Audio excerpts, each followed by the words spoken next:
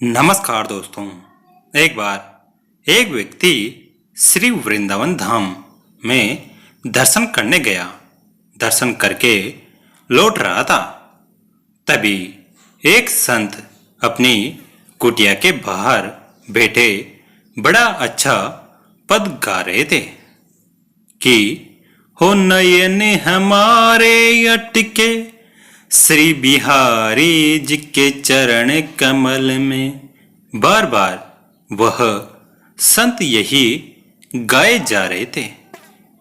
उस संत के मुख से तभी उस व्यक्ति ने जब इतना मीठा पद सुना तो वह आगे ना बढ़ सका और संत के पास बैठकर ही पद सुनने लगा और संत के साथ साथ गाने लगा। कुछ देर बाद वह इस पद को गाता गाता अपने घर जाने लगा। रास्ते में वह सोचता जा रहा था कि वाह, कितना अच्छा पद गाया है। जब घर पहुंचा तो वह पद भूल गया। अब वह याद करने लगा कि संत क्या गा रहे थे। बहुत देर याद करने पर भी उसे याद नहीं आ रहा था। फिर कुछ देर बाद उसने गाया, हो नयन बिहारी जी के अटके हमारे चरण कमल में। इस प्रकार वह अनजाने में ही उल्टा गाने लगा। उसे गाना यह था, नयन हमारे अटके बिहारी जी के चरण कमल में।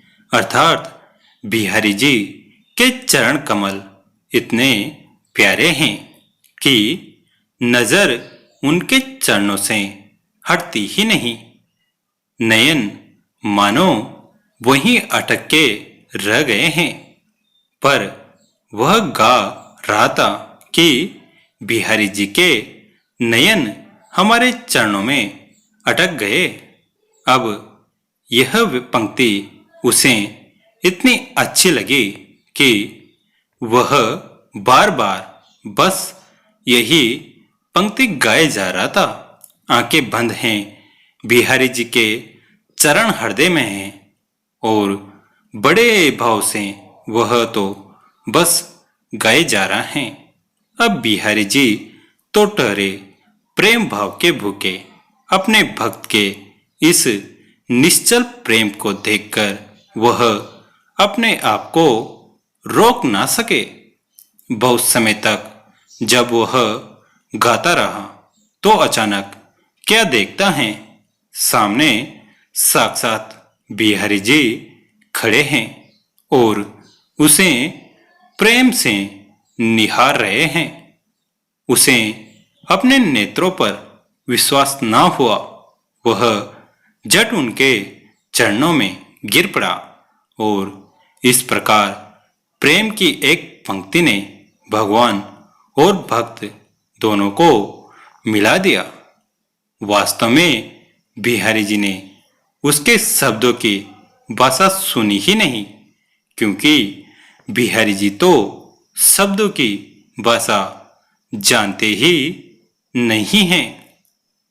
वह तो बस एक ही भाषा जानते हैं और वह है भाव की भाषा, प्रेम की भाषा। भले ही उस व्यक्ति भक्त ने उल्टा गाया, पर बिहारी जी ने उसके भाव देखे कि वास्तव में यह गाना तो सही चाहता है, परंतु शब्द उल्टे हो गए। शब्द उल्टे हुए तो क्या हुआ? उसके भाव तो कितने निर्मल हैं और यही निर्मल भाव बिहारी जी को वहां तक खींचकर ले गए। दोस्तों, यह कथा आपको कैसी लगी कमेंट करके जरूर बताएं। वीडियो को लाइक करें और चैनल को सब्सक्राइब करें।